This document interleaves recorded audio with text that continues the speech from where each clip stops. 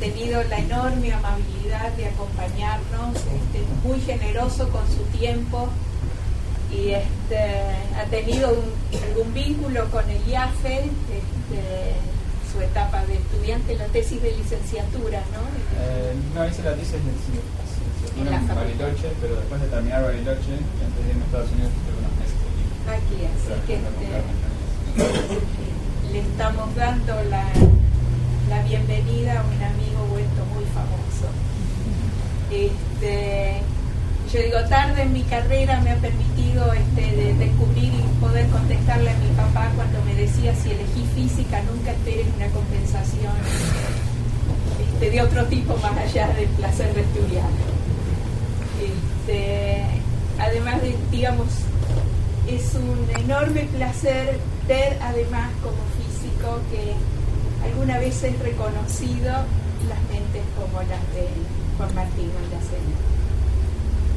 Y bueno, más que nunca hoy el mensaje de IAFE parecen las palabras de mi abuelita: la casa es chica pero el corazón es grande. Bienvenidos todos y todo el resto del público que ha quedado afuera. Y yo quería también, además de felicitar una vez más a Maldacena por su premio, la distinción de la Fundación Yuri Milner. Tenemos otro premiado en esta sala.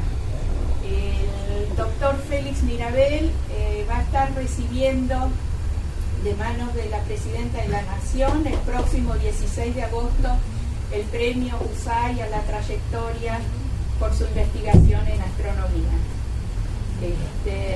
Que es también un investigador del IAFE. Es un gusto tenerlo acá. Presentarlo, bueno, bienvenidos a todos y bienvenidos a compartir. Bueno. Probablemente todos hayan ya leído innumerables noticias sobre el doctor Maldacena en los diarios y en todos los medios, que ganó este premio fantástico a ideas de avanzada, que le ha cambiado la vida, me parece un poco. Pero bueno, contarles un poco la historia de muy cortito del doctor Maldacena. Él fue estudiante de la UBA, luego se fue a Balseiro, donde se recibió. Su doctorado lo hizo en Estados Unidos, en Princeton. Estuvo en varias universidades investigando, entre ellas Harvard, por ejemplo. Desde el 2001 trabaja en el Instituto de Estudios Avanzados de Princeton.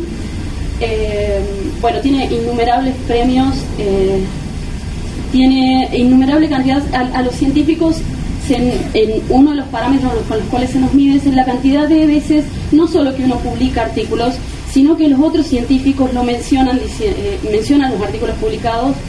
En este momento el doctor Maldacena es uno de los físicos más citados del mundo, y su artículo, donde hace una contribución increíble a la teoría de cuerdas,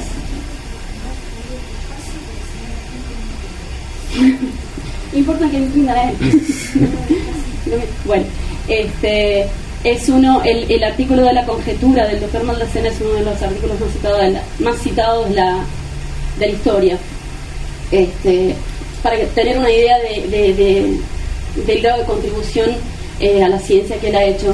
Pero más que nada yo quería un comentario breve, eso en cuanto a la parte científica, pero quería destacar la inmensa humildad y la extraordinaria generosidad del doctor Maldacena con su tiempo y con su conocimiento, porque siempre está dispuesto a brindar charlas. Cada vez que uno le pide, pone la mejor predisposición, a pesar de tener una agenda complicadísima, la mejor predisposición para contar todo eso que él sabe, cosa que a mí me parece valiosísima en cuanto a la ética de un científico, y eso lo quería destacar especialmente.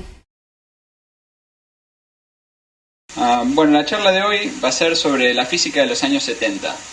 Se va a tratar de cosas que se entendieron en los años 70 y me voy a concentrar en la teoría que describe la interacción de las partículas fundamentales, que esa teoría fue desarrollada en los años 70 y se ha ido comprobando en los años 80, 90, y la última comprobación fue el descubrimiento del bosón de Higgs.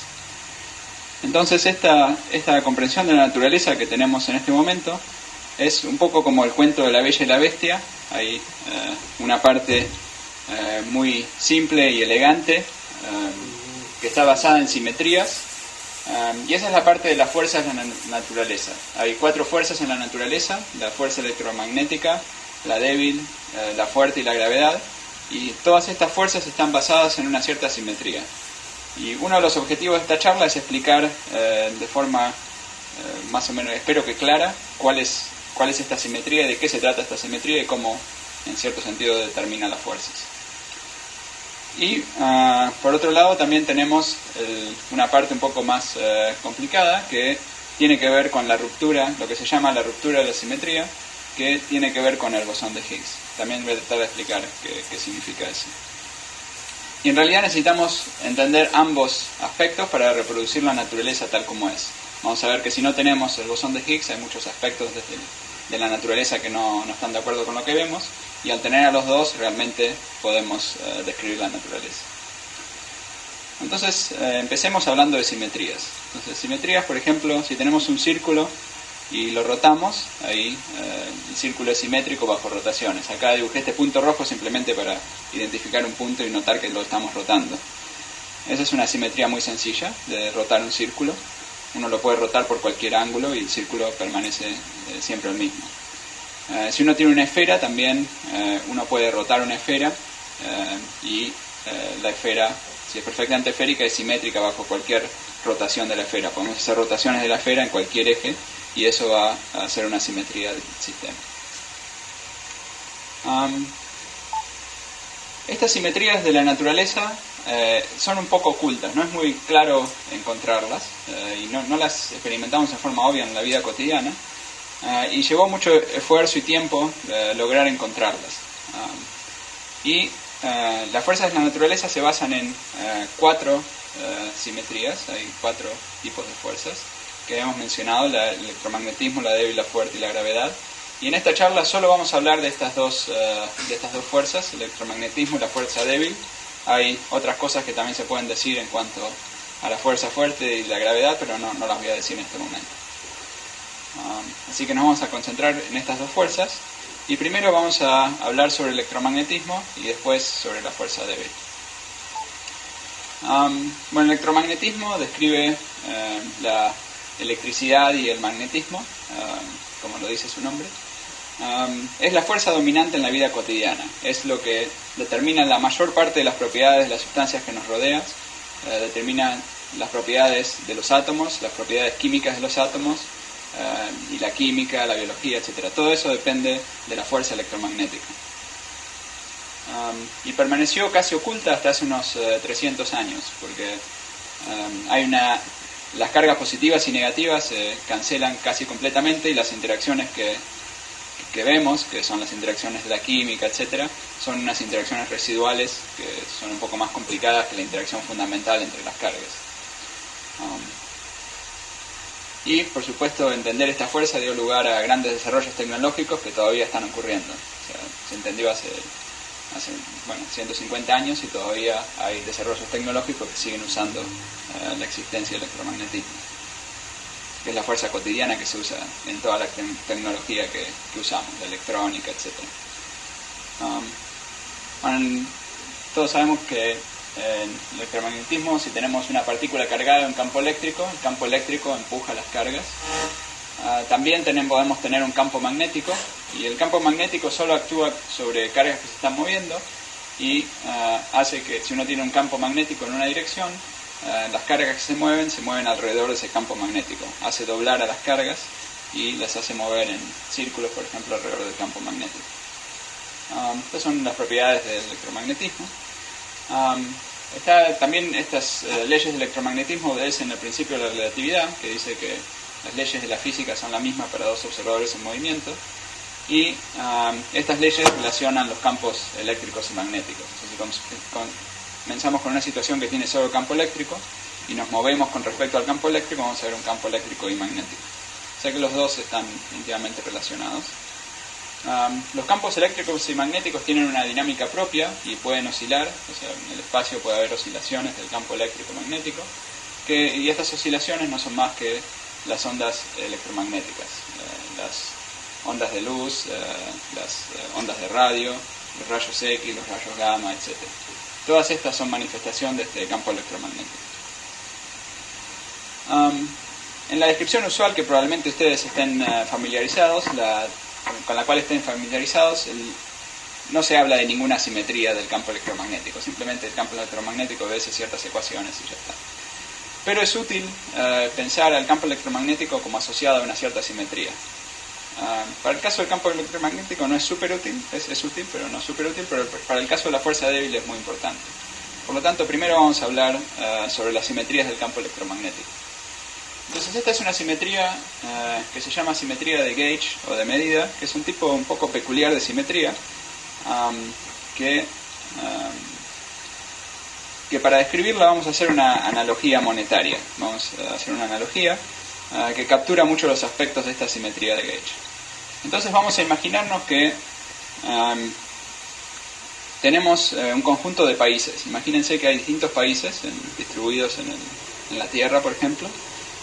Cada país tiene su moneda. Unos países tienen dólares, otros pesos, etc. Uno puede pasar de un país al vecino, pero al pasar de un país al vecino uno tiene que cambiar todo el dinero a la otra moneda, ¿está bien? En la vida actual uno puede tener distintas monedas dentro del mismo país, pero en esta versión, en un país uno tiene una cierta moneda, va al otro país, hay que cambiar todo el dinero que uno tiene, lo cambia a la moneda del nuevo país. ¿Está bien? Hay casas de cambio en la frontera de los países que cambian el dinero. No cobran comisión ni nada. Si uno puede ir a un país, le cambian el dinero, vuelve al país, se lo vuelven a cambiar, recupera el dinero original. ¿Está bien? Uno puede decir que no es realista esta suposición, pero para el caso del campo electromagnético es perfectamente realista. El campo electromagnético se va a convertir en una forma muy similar a esto. Y también vamos a hacer una suposición adicional por ahora, que no hay nada para comprar en el país. O sea, lo único que uno puede tener en ese país es dinero, uno puede ir de un país a otro, cambiar el dinero al otro país y así, ¿no? Nada más que eso es lo que se puede hacer. Entonces vamos a ver algunos ejemplos un poco más específicos. Imagínense que hay 3 países, ¿no? Estamos aquí en la Argentina, donde tenemos una moneda que se llama peso, ¿está bien? Y después tenemos un país que usa dólares verdes y un país que usa dólares azules, ¿está bien? Entonces, ¿cómo? Esta es cualquier similitud con la vida real, olvídensela. Esta es simplemente 3 países. Estos 3 países, cada cual tiene estos distintos tipos de monedas, ¿está bien? Entonces, vamos a decir que acá, cada casa de cambio pone el cambio que ella quiere, ¿está bien? La casa de cambio decide el tipo de cambio que quiere poner y lo pone, ¿sí? Entonces, pensemos, una configuración del campo electromagnético es análogo a decir una configuración de los tipos de cambio que hay entre los distintos países. Entonces, por ejemplo, en esta configuración que vimos acá, el dólar verde es igual al dólar azul, es 1 a 1. El dólar verde vale 6 pesos y el dólar azul 6 pesos. ¿Está bien? Esa es una configuración posible, ¿sí? Ahora, una simetría de gauge es lo siguiente, es agarrar y cambiar la unidad monetaria. O sea, alguien puede venir y decir, bueno, aquí en este país vamos a decidir cambiar la unidad monetaria, en lugar de hablar de pesos hablamos en australes, ¿sí? Entonces, en vez de tener pesos, ahora un dólar verde va a valer 6.000 australes, un peso va a valer 10.000 australes, ¿está bien? Es simplemente un cambio y nada cambia. Todos sabemos que es simplemente un simple cambio de lo que llamamos la unidad de moneda, y nada físicamente importante o nada relevante de la economía cambia por cambiar la unidad de las monedas, ¿está bien? Esto es lo que se llama una simetría de gauge, y de medida de simplemente cómo medimos en este caso la unidad monetaria, cómo medimos la cantidad de dinero, es una simetría. No cambia nada físico. Y es una simetría local, en el sentido de que cada país puede localmente decidir cambiar su moneda. Y si los tipos de cambio cambian en forma adecuada, nada va a cambiar en la economía. ¿Está bien? Muy bien. Ahora, puede haber una situación en donde, habíamos vuelto a la situación original, pero habíamos dicho que las casas de cambio ponen el tipo de cambio que ellas quieren. ¿Está bien? Entonces puede haber una situación en donde la casa de cambio decide que el dólar verde vale 4 pesos. ¿Está bien? Entonces en una situación así, ya saben lo que pasaría, ¿no? O sea, si hay alguien que quiere ganar dinero, ¿qué es lo que hace? Va con compra dólares verdes, después pasa acá a dólares azules, viene acá y saca 6 pesos, ¿está bien? Entonces, una configuración así, donde uno puede ganar dinero, ¿está bien? Es perfectamente legal de acuerdo a las reglas del modelo que habíamos asumido. Es análogo a tener un campo magnético. O sea, acá hay un campo, podríamos decir que hay un campo magnético en este plano. Y, bueno, en la vida real habría especuladores que empezarían a dar vueltas aquí y estarían tratando de ganar dinero, ¿está bien? Empezarían a dar vueltas los especuladores haciendo este ciclo y ganando más y más dinero, ¿sí? O sea, esto es una configuración donde hay un campo magnético, es análogo a tener el campo magnético, ¿sí? ¿Se entiende? Muy bien. Entonces lo que nos estamos imaginando es una red de países, ¿sí? En cada punto del espacio hay un país que tiene su moneda, ¿está bien? Está unido al país vecino y tiene un tipo de cambio que está en esta línea. Cuando uno va de un país a otro tiene los tipos de cambio y bueno, de acuerdo a lo que sean los tipos de cambio puede o no ser conveniente movernos en un círculo, movernos en otro círculo o no movernos, ¿sí? Eso nos está simplemente diciendo los campos magnéticos que hay en las distintas regiones del espacio. La simetría del campo electromagnético es muy similar a lo que acabamos de decir, con una pequeña diferencia, que en lugar de ser una simetría de rescalear o elegir las unidades de moneda, es una simetría de rotación en un círculo. O sea, es como que en cada lugar, en cada punto del espacio-tiempo, hay un pequeño círculo. Y el cambio de moneda es como cambiar la posición del círculo, es hacer una rotación en este círculo. El tipo de cambio es el potencial electromagnético que nos dice que si estamos en un punto del círculo y vamos al punto siguiente, al círculo de al lado, si estábamos por ejemplo en este punto del círculo, vamos a este otro punto del círculo. Nos dice cómo nos movemos de un círculo al otro, ¿está bien? Cuando algo se mueve de un lugar al otro, se mueve moviéndose de un lugar del círculo al otro. Es como el tipo de cambio en la analogía monetaria. Los especuladores que antes se movían son como los electrones que se mueven de un lugar al otro y estaba en este punto del círculo, se mueve a este otro punto del círculo, etc. Y de nuevo, las oportunidades para especular es el campo magnético y los electrones, lo que le gusta hacer a los electrones es tratar de avanzar en este círculo. Entonces una configuración así, les va a gustar moverse de aquí hasta aquí, después aquí, etc. Y acá, por ejemplo, en esta situación volvimos un poco más adelante en el círculo. Y bueno, los electrones lo único que tratan de hacer es avanzar cada vez más en ese círculo y por eso es que les gusta, por ejemplo, dar vuelta en un campo magnético. Sí, esa es la simetría que tenemos en electromagnetismo.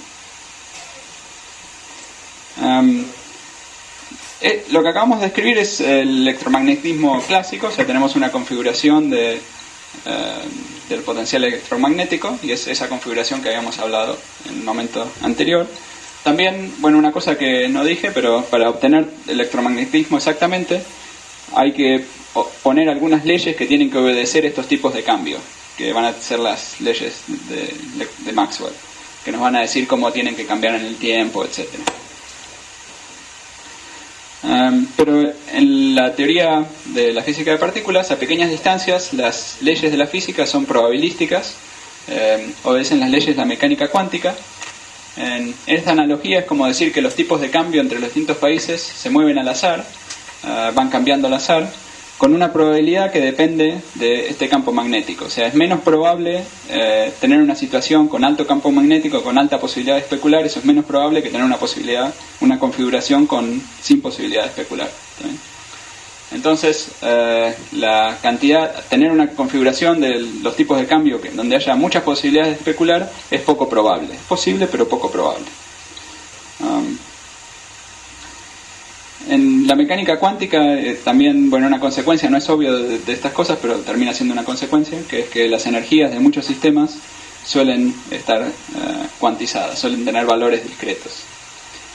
En particular las ondas electromagnéticas, que son ondas de la variación de estos tipos de cambio, por ejemplo en analogía, también están cuantizadas. Y tenemos una relación entre las partículas y las ondas.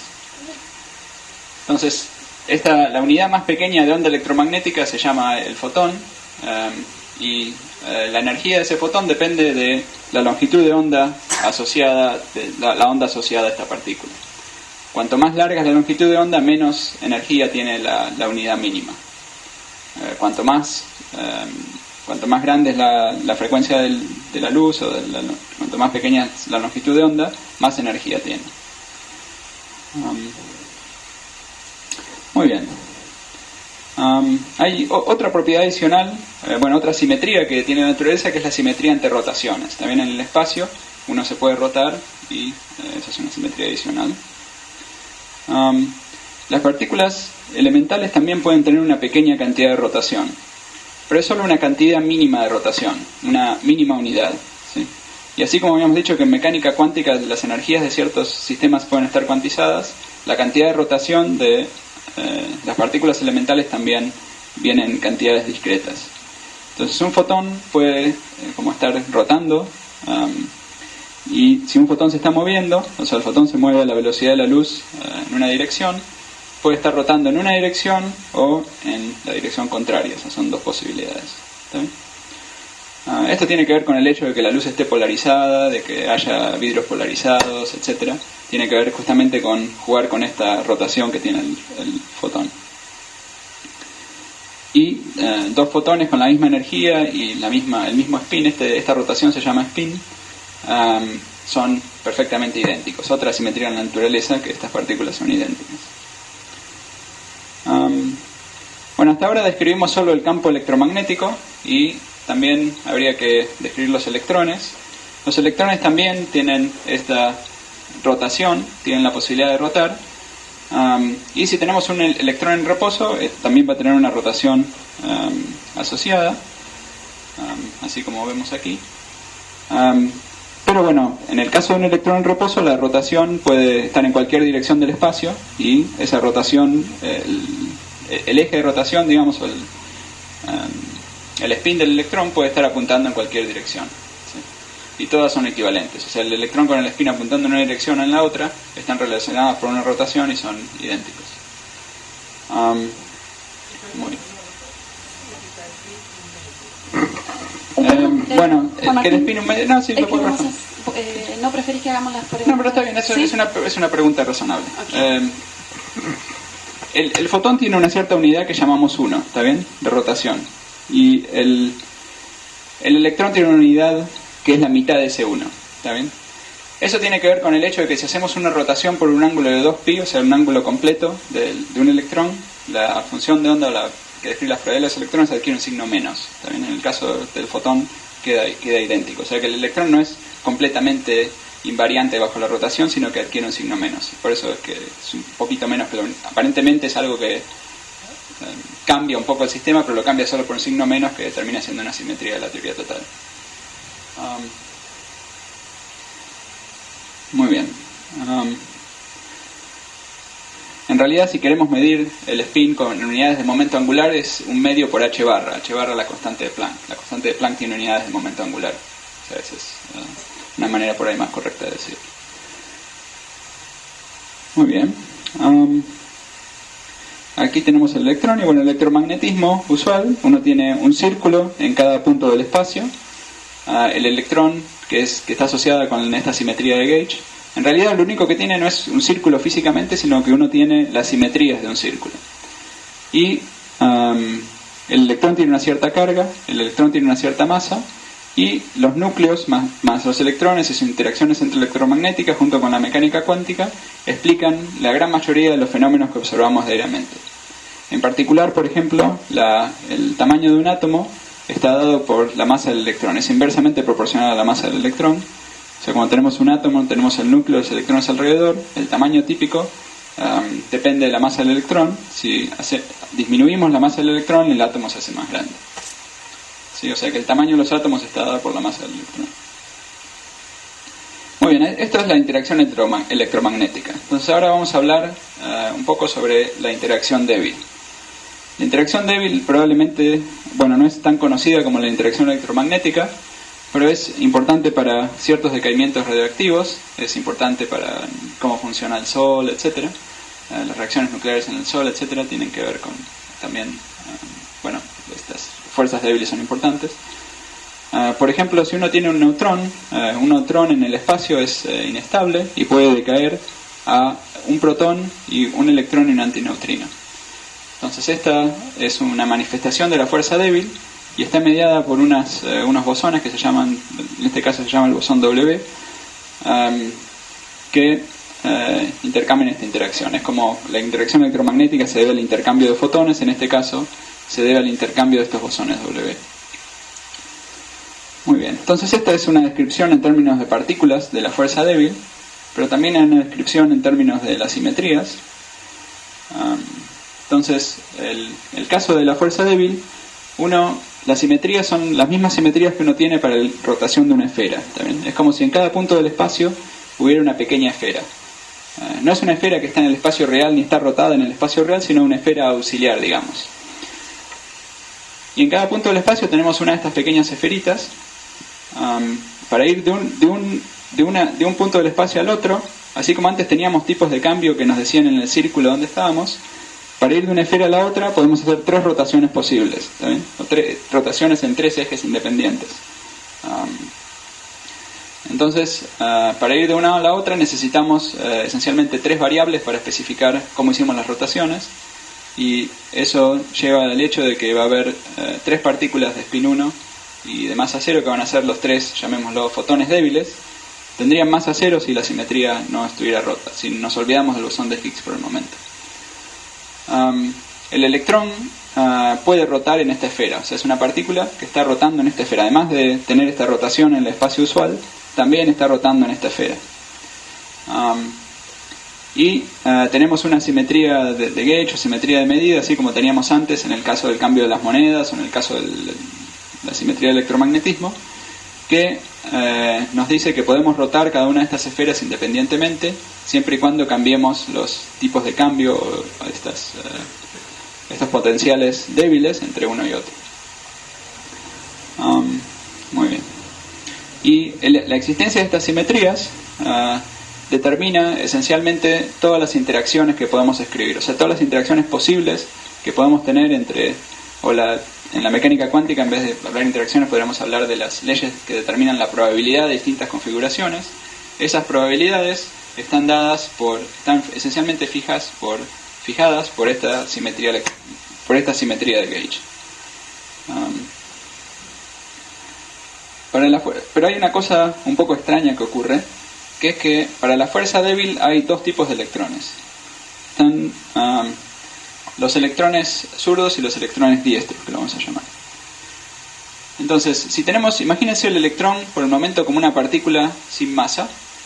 Entonces, si tenemos una partícula sin masa, se está moviendo a la velocidad de la luz y va a tener un cierto spin ordinario que puede estar en la dirección de movimiento o en la dirección contraria a la dirección de movimiento. Y a uno lo vamos a llamar electrón zurdo y a otro lo vamos a llamar electrón diestro.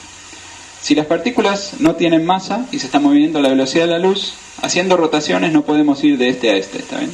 No podemos cambiarle la dirección de rotación del spin. Si estuviera el electrón en reposo sí lo podríamos hacer, pero si se está moviendo a la velocidad de la luz no lo podemos hacer. Entonces no hay ninguna simetría del espacio ordinario, ninguna rotación que nos mande de este a este. Ninguna rotación, debería haber dicho. Hay una simetría que es la simetría de reflexión en un espejo que nos manda de una a la otra, pero esa vamos a hablar en un momento. Entonces, para la fuerza débil están estos 2 tipos de electrones y se comportan en forma distinta bajo la fuerza débil.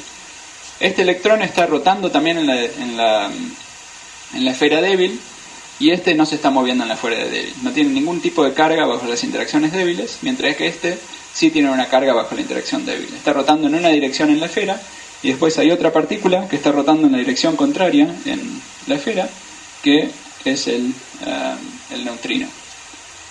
Entonces estos dos, el electrón y el neutrino, solo dependen la única diferencia entre ellos dos es la dirección de rotación en la esfera débil. Uno está rotando en una dirección en la esfera débil y el otro está rotando en la otra dirección. ¿Está bien? Pero toda esta descripción solo parecería funcionar si el electrón no tuviera masa. ¿Está bien? Porque habíamos visto que si el electrón tiene masa, entonces uno puede cambiar continuamente entre estas dos y no parece haber una distinción entre los electrones diestros y zurdos. Entonces, por el momento, esta descripción solo funciona para electrones y partículas sin masa. Habíamos dicho que había una simetría adicional del espacio que nos puede cambiar algo zurdo a algo diestro. Si así tenemos aquí un por ejemplo, neutrino que se está moviendo en esta dirección, y habíamos hablado de estos neutrinos zurdos, en donde el spin está en la dirección contraria. Si miramos a este mismo neutrino a través de un espejo, en el espejo, bueno, también lo vemos moviéndose para arriba, pero esta rotación va a estar en la dirección opuesta y lo veríamos en el espejo. En la imagen en el espejo lo que veríamos sería un electrón diestro. ¿Está bien? Así como los espejos parecen, si uno se ve en el espejo, la persona en el espejo mueve la otra mano. Aquí también, la imagen en el espejo, si uno es derecho, la imagen en el espejo parece ser una persona zurda. Entonces de esta manera pasa lo mismo. Pero sin embargo en la naturaleza no existen los electrones diestros, ¿está bien? O sea que las leyes de la naturaleza no son simétricas ante una reflexión en el espejo, ¿está bien? O sea, las interacciones débiles no respetan la simetría de reflexión especular, ¿está bien? La naturaleza vista en el espejo, o la naturaleza real, es distinta según las interacciones débiles. Muy bien, entonces hasta ahora hablamos del electromagnetismo y la fuerza débil, y las partículas que tenemos son el electrón zurdo y el neutrino, ¿está bien? Y además tenemos el electrón diestro. Tenemos esencialmente dos tipos de partículas, porque es este tipo de partículas, y estas dos en realidad son la misma, pero que están rotando de manera distinta en la esfera débil. También hay una especie de unificación entre el electrón y el neutrino. Además incluimos la interacción fuerte, tenemos unos quarks que también pueden venir zurdos y diestros y tienen cargas en la esfera débil, pero no estamos hablando de eso mucho. Pero bueno, esta es una teoría muy simple. Todas las interacciones están datadas por la simetría, y las partículas no tienen masa. Y la magnitud de las fuerzas es bastante similar. A este nivel, la fuerza electromagnética y la débil tienen una magnitud de interacción bastante similar. Bueno, como un comentario, noten qué curioso que es que en el pasado se pensaba en las esferas celestes, y acá vemos una figura de Atlas sosteniendo todas las esferas celestes. Aquí, en la versión moderna, tenemos una de estas pequeñas esferitas en cada punto del espacio. En realidad no es que tengamos las esferitas, sino que tenemos las simetrías de las esferas. No sabemos si hay esferas o no, pero lo que sabemos es que hay unas simetrías de una esfera. Pero bueno, no es lo que vemos diariamente. La vida cotidiana, la masa del electrón parece ser incompatible con la simetría débil. No vemos 4 tipos de luz. Si todas las cosas fueran como dije hasta ahora, debería haber 4 tipos de luz: la luz ordinaria, el electromagnetismo y las 3 asociadas a la fuerza débil, pero esas no las vemos. Y no vemos tan fácilmente a los neutrinos como a los electrones. Habíamos dicho que eran esencialmente la misma partícula, pero todos sabemos que hay aparatos electrónicos pero no neutrinónicos, por ejemplo. Entonces aquí es que viene el campo de Higgs, ¿está bien? Entonces el campo de Higgs lo debemos pensar como un fluido que está rotando en la esfera débil, y el vacío contiene este fluido en todos lados, ¿está bien? Y ese fluido gira en una sola dirección en la esfera débil. Entonces, para tratar de entenderlo un poco mejor, vamos a volver a la analogía monetaria, y ahora vamos a hacer un pequeño cambio en lo que veníamos diciendo, y vamos a decir que hay algo que comprar en los países, ¿está bien? Vamos a decir la misma situación anterior, pero hay algo que comprar. Entonces teníamos la misma situación que teníamos antes. Por ejemplo, este era uno de los tipos de cambio que habíamos visto antes, donde tenemos los países con los tipos de cambio, etc. Y ahora vamos a decir que hay una nueva cosa que podemos comprar, que vamos a llamar oro, por ejemplo. ¿Está bien? Entonces el oro en cada lugar tiene un precio, en cada país tiene un precio, y el precio puede ser distinto en los distintos países, etc. Entonces, por ejemplo, en esta situación el oro vale lo mismo aquí y aquí, o sea que una cosa adicional es que el oro lo podemos llevar de un país a otro, ¿está bien? Si compramos oro en este país, lo podemos llevar al país vecino. Antes el dinero, solo cuando lo pasábamos de uno al otro teníamos que cambiar el dinero. El oro sí lo podemos pasar de un país a otro. Entonces, recuerden que antes, cuando no existía oro, si íbamos entre un país y el país vecino, ¿sí? Si íbamos de Argentina a este lugar, si llevamos una cierta cantidad de pesos, los convertíamos en dólares verdes, volvemos acá, volvemos a tener la misma cantidad de pesos, ¿está bien? no hay oportunidades de especular yendo y volviendo entre dos países. Hay oportunidades de especular yendo entre distintos países, haciendo un círculo. Pero ahora, al existir el oro, sí hay nuevas oportunidades de especular simplemente yendo entre dos países. ¿Está bien? Por ejemplo, en esta situación de este estilo, ¿se dan cuenta qué es lo que habría que hacer?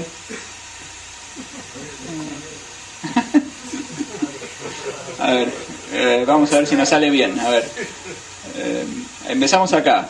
O sea, hay posibilidades de especular simplemente yendo y volviendo entre distintos países, ¿sí? La simetría de gauge que teníamos antes es la misma que teníamos ahora. Podemos cambiar, en lugar de llamar pesos a esto, los podemos llamar australes, por ejemplo, y seguiría siendo exactamente lo mismo, la misma oportunidad de especular, todo exactamente igual, nada cambia, ¿sí?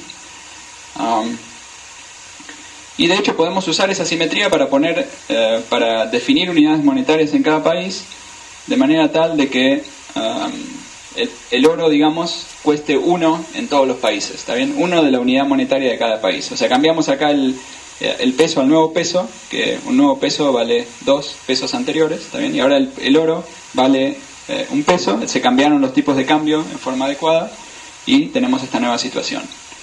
Y bueno, acá también queda claro que acá podemos especular, yendo entre este y este no podemos especular con el oro, pero entre estos dos sí también podemos especular con el oro.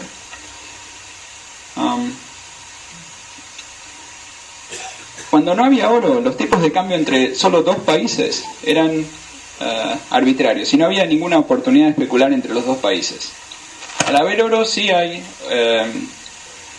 oportunidades de especular y hay un valor preferencial para el tipo de cambio, ¿está bien?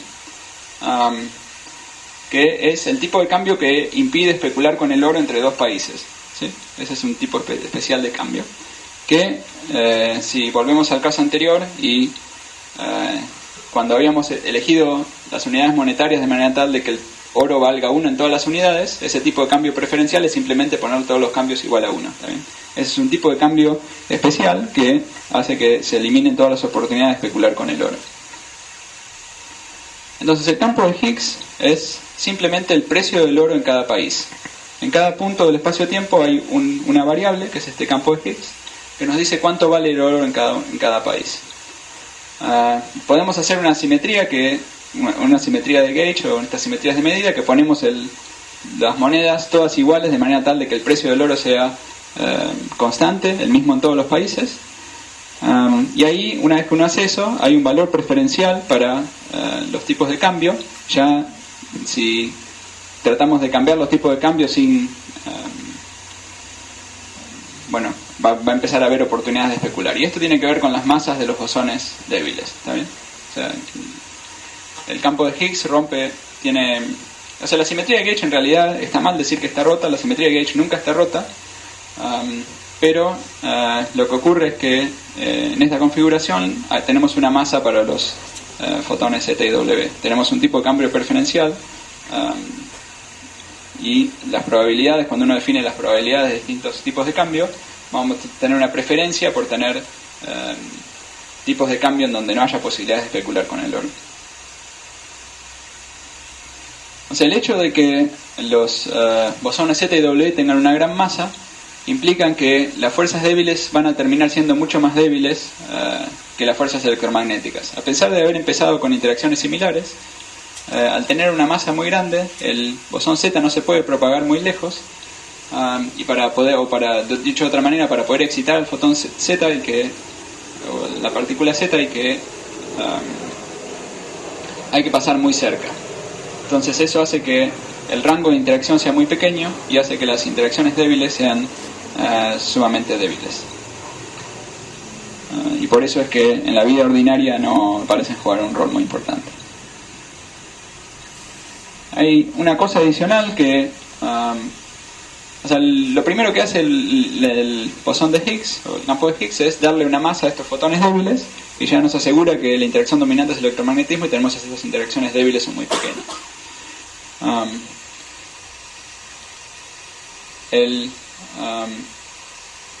Muy bien. Ahora hay otra cosa adicional que tiene que ver con la masa del electrón. Y esa se debe a una interacción de los electrones con el campo de Higgs. O sea, recuerden que teníamos este electrón zurdo que rotaba en la esfera débil y teníamos el electrón diestro que no rota en la esfera débil, ¿sí? Entonces, al interactuar con el campo de Higgs, este electrón zurdo le puede transferir su rotación débil al fluido que está en todos los puntos del espacio y transformarse en un electrón diestro que no tiene rotación en la esfera débil, ¿sí? Entonces, por ejemplo, podemos tener un electrón. Recuerden que los electrones zurdos y diestros siempre se movían a la velocidad de la luz. Pero podemos tener un electrón diestro que se mueve a la velocidad de la luz, se transforma en uno zurdo y así se va transformando constantemente. Y puede terminar propagándose, la velocidad promedio de esta puede ser menor a la velocidad de la luz también, así como ocurre con partículas con masa que se propagan a velocidad menor que la velocidad de la luz, ¿sí? Y dependiendo de la mezcla de cuánto tenemos, o sea que tenemos una superposición cuántica entre electrones diestros y zurdos, están constantemente cambiándose y de acuerdo a la proporción que tengamos de cada uno se va a mover más rápido o más despacio. Y todo esto en realidad es completamente invariante ante traslaciones o transformaciones, ante transformaciones de la relatividad especial.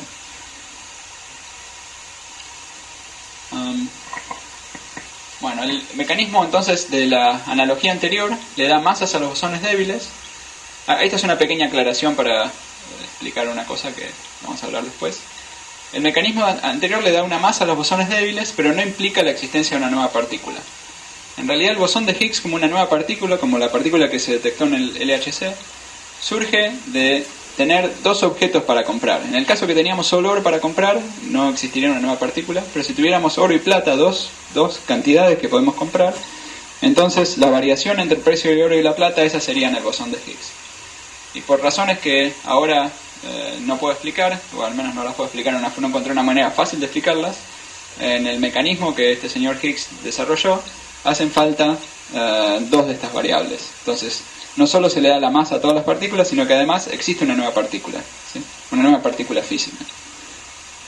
O sea que el mecanismo más sencillo requiere la existencia de una nueva partícula. Muy bien. Hasta ahora todo esto fue la teoría de cómo describimos la naturaleza. Ahora vamos a hablar un poco sobre los experimentos que se están haciendo y en particular el experimento del LHC, que trata de explorar el origen de la ruptura de la simetría electrodébil. Buscar partículas a altas energías para producir el bosón de Higgs. Esto se está haciendo en un acelerador de partículas en Ginebra, que se llama LHC. Esta es la ciudad de Ginebra aquí, y este es el acelerador que tiene 27 kilómetros de largo, de circunferencia. LHC significa Large Hadron Collider, en castellano sería Gran Colisionador de Partículas Gordas, hadron es gordo en griego, o podemos pensar que es un gran colisionador de protones. Primero hablemos, para entender cómo es este gran colisionador de protones, primero hablemos de un pequeño colisionador de electrones. Entonces uno puede hacerse un pequeño colisionador de electrones de esta manera. Uno toma dos pedazos de metal y uno pone un campo eléctrico entre ellos, entonces va a haber electrones que salgan de un pedazo de metal, se aceleren y choquen contra el otro pedazo de metal, ¿sí? Esto lo hacemos aquí en el vacío y el electrón pasa y se choca contra el otro pedazo de metal. Con un campo magnético lo podemos mover y hacemos que vaya en distintas direcciones. Variando el campo magnético lo hacemos ir a chocar de distintas formas. Y bueno, eso es lo que es un televisor, al menos los televisores antiguos, ¿sí? Ahora ya están basados en otras leyes de la física. Entonces, comparemos al televisor con el LHC. El LHC es el mismo concepto, nada más que un poquito distinto. Un televisor más o menos normal de los antiguos le daba una energía de 14.000 voltios a los electrones. El LHC le da una energía, de este número, 1.000 millones de veces más grande, ¿sí? O sea que 1.000 millones de veces más grande. Eso es lo que logra el LHC. Entonces, ¿cómo lo hacemos? Una posibilidad sería poner 1.000 millones de televisores uno tras del otro, que sería una cadena del orden de la distancia hasta la Luna, que no es demasiado práctico. Entonces lo que hacen es, por eso es que hacen un círculo, y los protones dan vuelta al círculo y reciben una pequeña cantidad de energía cada vez que dan vuelta al círculo. se sincroniza de manera tal de que la energía siempre se la dé en la misma dirección, y así es como se ve el interior de ese círculo. Acá apenas se nota la curvatura, acá adentro van los caños por donde van los protones, hay campos magnéticos que los hacen girar en el círculo y campos eléctricos que los empujan y los hacen ir cada vez más rápido. O sea, aquí hay dos haces de protones que van en direcciones opuestas y se chocan en distintos lugares. Cuando se chocan, producen una gran cantidad de partículas. Cada colisión es bastante complicada, produce miles y miles de partículas. Y analizando, en particular uno produce muchas partículas porque los protones son gordos, de ahí viene el nombre ese gordo. Son partículas compuestas de otras, de quarks, etc. Y cuando se chocan producen algo bastante complicado. Y toda esta lluvia de partículas está determinada por las simetrías de medida, las simetrías de gauge, similares a las simetrías que describí antes, en particular la simetría de la interacción fuerte. Todas esas partículas se detectan con detectores especializados. Hay dos detectores genéricos, uno que se llama Atlas y otro que se llama CMS, y después otros detectores más específicos para estudiar distintos procesos. Acá hay una persona, este es un pequeño esquema del detector, está separado en distintas partes, que las distintas partes detectan distintos tipos de partículas. Unos detectan piones, otros muones, otros electrones, otros fotones, etc. Esta es una foto de ese mismo detector cuando lo estaban construyendo. Aquí de nuevo hay una persona que muestra la parte exterior del detector, y acá adentro eventualmente lo llenaron con otros detectores interiores. En este detector en particular trabajan 2.500 físicos, y decidí hablar sobre este porque hay dos grupos en Argentina, uno aquí en la Universidad de Buenos Aires, liderado por Ricardo Piegaglia, y también tiene muchos otros colaboradores, y otro en la Universidad de La Plata, y ellos están aquí entre estos 2.500 colaboradores que trabajan en analizar los datos. Trabajaron en el diseño y también en el análisis de datos de esos detectores. Como vimos, los protones chocan y producen muchas partículas, y a veces en ese choque se producen estos bosones de Higgs. Estos decaen en otras partículas de forma bastante especial. Por ejemplo, los bosones de Higgs pueden decaer se chocan los dos protones, producen un montón de partículas. Entre las partículas que se produce el bosón de Higgs, pero el bosón de Higgs es muy inestable e inmediatamente decae en otras cosas. En particular puede decaer en dos fotones, y estas dos cosas verdes son dos fotones que fueron detectados por el detector de fotones. Y calculando esencialmente la energía de estos fotones, uno puede ver cuál era la energía de la partícula que decayó a estos dos fotones.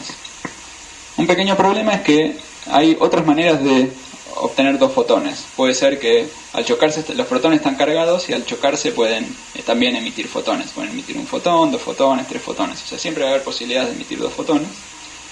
Pero esos dos fotones no van a tener masa. La suma de las energías de esos dos fotones va a estar distribuida, va a ser cualquier cosa, mientras que las dos fotones que vienen del campo de Higgs, del bosón de Higgs, van a tener la suma de sus energías, va a estar relacionada con la masa, va a ser igual a la masa del bosón de Higgs. Entonces lo que se observa es, calculando esencialmente la suma de las energías de esos fotones, uno cuenta cuántos pares de fotones uno tuvo que sumaban energía 110 gigaelectronvoltios. Y uno tuvo esta cantidad, digamos 1500. Uno suma cuántos tenían 150. Bueno, aquí hay 600 y pico. ¿Está bien? Y así lo hacemos para todos los pares que obtuvimos. Hacemos este gráfico. Y lo que vemos es que hay un pequeño exceso de pares de fotones alrededor de estas masas. ¿Está bien? Entonces se cree que estos pares de fotones no son compatibles con... Si el bosón de Higgs no existiera, esta curva sería una curva uniforme, sería la curva punteada, y no debería haber este pequeño exceso. Entonces el anuncio que se hizo alrededor de un mes anterior fue esencialmente esta curva, en donde se veía este pequeño exceso, que es es la firma, digamos, del bosón de Higgs. Acá dice del bosón de Higgs, aquí estoy, ¿sí? O sea, como ven, se ven en forma un poco indirecta. Entonces ya estamos contentos, ya sabemos cómo se rompe la simetría electrodébil, y eso que nos parecía tan complejo y misterioso ya lo vemos un poco con mejores ojos. Pero bueno, uno se puede preguntar, tanto lío por el bosón de Higgs, ¿no? Pero bueno, esto se trata de entender la naturaleza a distancias muy pequeñas, de entender la ruptura de la simetría electrodébil. Y bueno, ya sabemos, por ejemplo, por qué el electrón adquiere su masa, el por qué los átomos tienen su tamaño. Se debe todo a la interacción con este bosón de Higgs. ¿Y ahora qué? Bueno, se espera que en el LHC se sigan descubriendo nuevas partículas, y hay varias razones para que se descubran nuevas partículas. Bueno, primero que todo se van a estudiar las propiedades del bosón de Higgs, se va a entender si es exactamente según el modelo, lo que llaman el modelo estándar, o quizás es un poco distinto. Si es un poco distinto, eso necesariamente implica que va a haber otras partículas. Pero tenemos otra evidencia de que debería haber otras partículas, en particular las partículas de la materia oscura, que puede ser o puede no ser que se produzcan en el LHC, quizás sí se pueden producir en el LHC. O hay otras simetrías adicionales a las simetrías que he hablado hasta ahora, como la llamada supersimetría, que también implica la existencia de nuevas partículas. Entonces simplemente ahora voy a mencionar un poco el tema de la materia oscura. La materia oscura se ve a través de la fuerza de la gravedad. Si uno mira al cielo, uno ve que hay galaxias, por ejemplo, y uno puede ver las estrellas que se mueven alrededor de esta galaxia y calcular cuántas masas hay contenida aquí. Entonces uno diría que bueno, si la galaxia termina acá, no debería haber más masa en esta región. Pero cuando se calcula, uno ve que uno tiene un montón de masa en esta región, y una hipótesis sencilla es pensar que hay nuevas partículas que están distribuidas por toda esa región, y si las pudiéramos ver, lo que veríamos sería esto. Eso, si pudiéramos ver la materia oscura, así es como se vería esa misma figura que habíamos visto antes. Tenemos la galaxia ocupando una pequeña región aquí, y la materia oscura se extiende mucho más por fuera de la galaxia. Pero bueno, no sabemos si la vamos a detectar en el LHC. Podría ser partículas que no podemos detectar en el LHC. Pero bueno, en los próximos años tendremos muchos descubrimientos interesantes en la física de partículas, y tendremos una visión mucho más completa que la actual. Pues en conclusiones, las fuerzas de la naturaleza, espero haberles transmitido la idea de que las fuerzas de la naturaleza son muy simples y que se basan en la existencia de ciertas simetrías. Y traté de explicar un poco de qué se trataban las simetrías. En el LHC se está descubriendo cómo se rompe la simetría de la fuerza débil. Ya se descubrió el bosón de Higgs, y se está entendiendo mejor y mejor qué propiedades tiene el bosón de Higgs. Y probablemente encontraremos algo más, quizás las partículas de materia oscura, supersimetría, eso es lo que podría descubrirse. Quizás no se descubre nada más, pero podría también descubrirse eso. Y de todos modos entenderemos mucho mejor las leyes fundamentales de la naturaleza. Muchas gracias.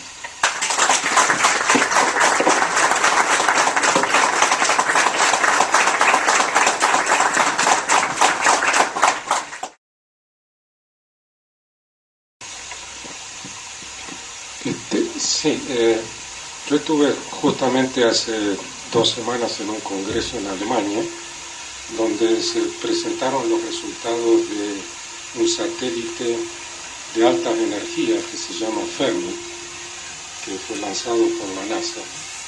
Y justamente se comunicó que se detectó de la región del centro galáctico un exceso de fotones a 125 gigaelectronvolts. Y la región del centro de nuestra galaxia es una región donde existen aceleradores naturales, que llamamos chorros de materia relativista, donde probablemente existan protones. ¿Se ha hecho alguna relación entre estos dos descubrimientos hasta ahora que vos sepas? Que yo sepa, no. Eso vos lo debes conocer mejor que yo. Claro, relacionado a esto, mi pregunta es, ¿se detectan los fotones directamente o se infieren estos fotones? Los fotones se detectan directamente. Directamente. Sí. pero hay muchas fuentes de los fotones.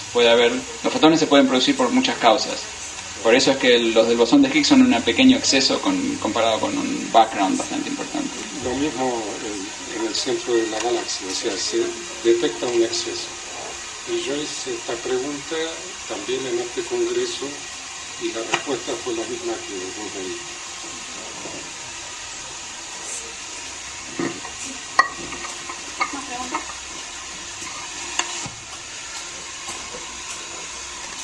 ¿Otras preguntas?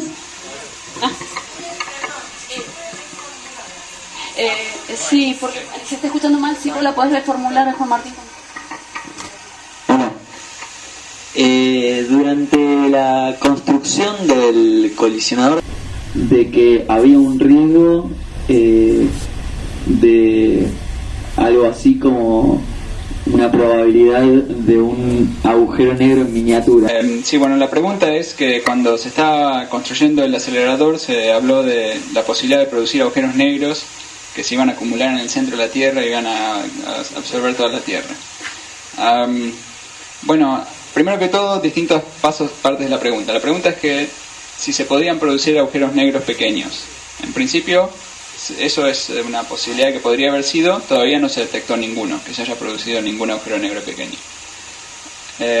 Otra parte que era un poco menos creíble es que esos agujeros negros pequeños se iban a producir y no iban a decaer, no iban a caer inmediatamente. Eso ya era menos probable y bueno, no parece estar ocurriendo y la Tierra todavía dura, así que... Pero bueno, hubo gente que hizo estudios y analizó que por procesos astrofísicos usuales ya también se deberían haber producido y en estrellas de neutrones se deberían acumular y cambiaría las propiedades de estrellas de neutrones si las leyes de la física hubieran permitido ese proceso. Sí, una pregunta un poco a ciegas porque el concepto de simetría y eso, bueno, no entiendo bien, pero la idea es, ¿por qué a esto que usted explicó, la simetría entre el electromagnetismo y la fuerza débil, se la llama unificación? ¿En qué sentido esto es una unificación? Bueno, vimos, por ejemplo, cómo el electrón y el neutrino eran la misma partícula, pero con distinta rotación en la esfera débil, ¿está bien? O sea, es la misma partícula, pero con una pequeña propiedad, que es esa carga débil que es distinta. O sea, el electrón y el neutrino están unificados. En ese sentido es una unificación. Pero sí es posible convertir un electrón en un neutrino. O sea, el bosón W convierte un electrón en un neutrino. Otra cosa que, bueno, no enfaticé del todo es que en realidad el electromagnetismo, uno comienza con dos simetrías, que es la rotación y la de esfera débil. La del electromagnetismo que vemos es una combinación de la rotación y de la esfera débil, ¿está bien? Entonces están mezcladas las dos interacciones. ¿Cómo? Lo que vemos nosotros es una mezcla de las dos más fundamentales, que se llama hipercarga y fuerza débil, pero bueno, no me extendí en eso. Una de las preguntas que me surge inmediatamente es, más allá de la investigación básica que se está haciendo y descubriendo nuevas fronteras en el conocimiento, ¿hay algún rédito tecnológico, cultural que está teniendo este tipo de investigación? No, por el momento no. O sea, esto es simplemente una investigación para entender cómo es la naturaleza, ¿no? Esto no es un área para ganar plata, sino es el área que estamos gastando plata para ver cómo es, ¿no? Es como uno gana plata y después ve una película interesante. Bueno, esto es parecido. Uno gasta plata para ver cómo es la naturaleza, la mejor película que podemos tener. Sí, si es posible explicar un poquito más la relación entre este fluido que ocuparía todo el vacío y el bosón, la partícula. La relación entre los dos. Bueno, traté de hacer la analogía monetaria, ¿no? El fluido es cuando hay una única cosa que comprar. Y cuando hay dos cosas que comprar, ¿está bien? Tenemos tanto la plata como, digamos, el oro, digamos que hay dos cosas. El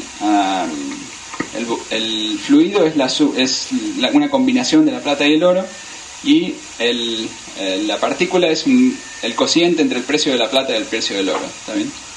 Es como una variación relativa entre los dos precios. Es una manera de decirlo. O sea, uno se podría imaginar una situación donde exista solo el fluido y no exista el bosón de Higgs. Uno puede tener ese tipo de teorías, pero y son posibles, pero tienen una propiedad que es que cuando uno hace cálculos con esa teoría, a uno le dan resultados infinitos y no se puede hacer la versión cuántica de esa teoría en forma sencilla.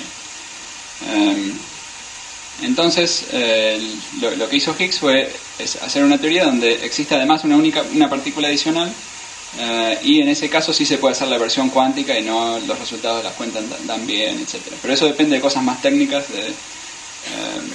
de bueno, cómo es la física en 4 dimensiones, etcétera. Si hubiera sido en 2 dimensiones sería distinto. Podríamos haber tenido sin las partículas adicionales. Y también tiene que ver con el hecho de que las simetrías débiles sean rotaciones que no conmutan entre sí. Para el caso del electromagnetismo podemos tener solo el fluido y no tener partículas adicionales, por ejemplo. Es perfectamente consistente como teoría cuántica.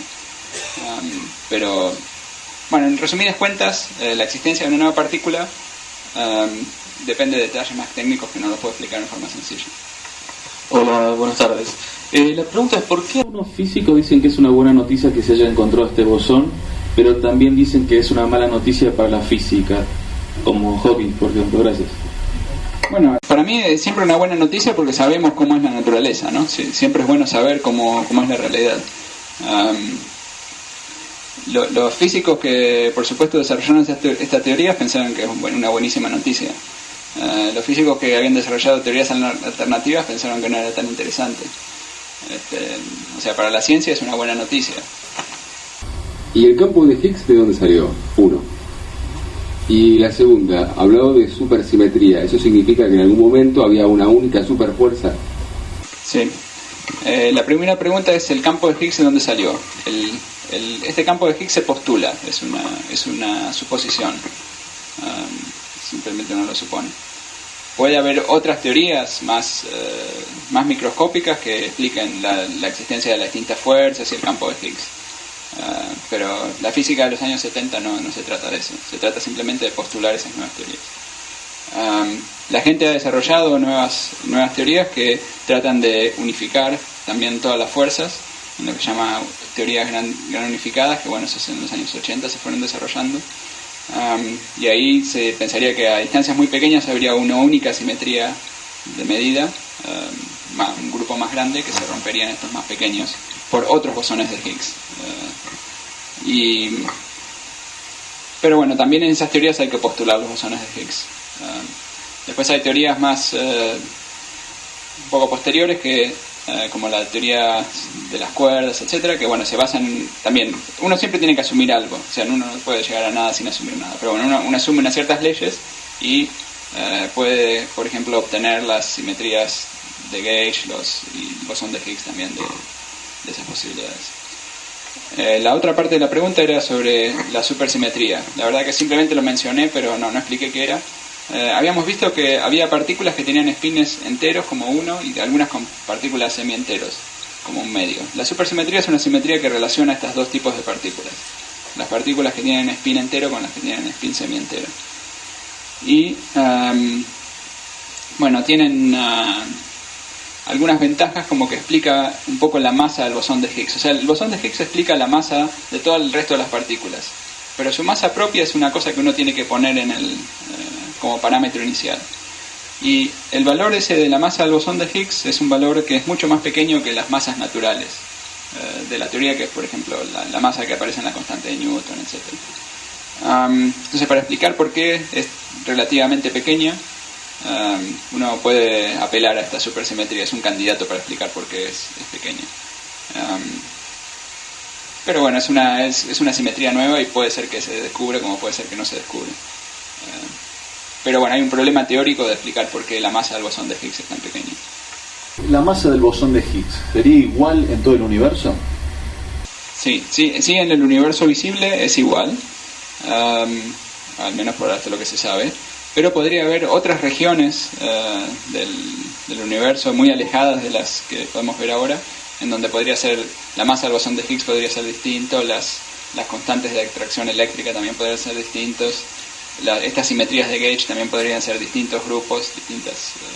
puede haber un universo sin simetría débil, otro sin fuerte. Claro, sería como multiversos, cambiarían sí, las leyes sí. de la física. Pueden cambiar las leyes estas a bajas energías y pueden ser distintas. Pero bueno, todo eso se basa en cosas más especulativas. Entre los neutrinos y los quark top se habla de 14 magnitudes de masa. ¿Qué sería esto? La masa de los... Yo simplemente hablé de cómo el electrón adquiría su masa. Y la masa del electrón depende de qué tan fuerte es la interacción con el campo de Higgs. Es un parámetro que uno tiene que poner a mano. Entonces, en la física de los años 70 simplemente ese parámetro es un parámetro que uno pone y bueno, la masa del electrón es mucho más pequeña que la del quark top y bueno, es así, ¿no? Hay algunas maneras de tratar de entender por qué es más pequeña, y bueno, hay distintas teorías, ¿no? Hay distintas maneras de tratar de explicar eso.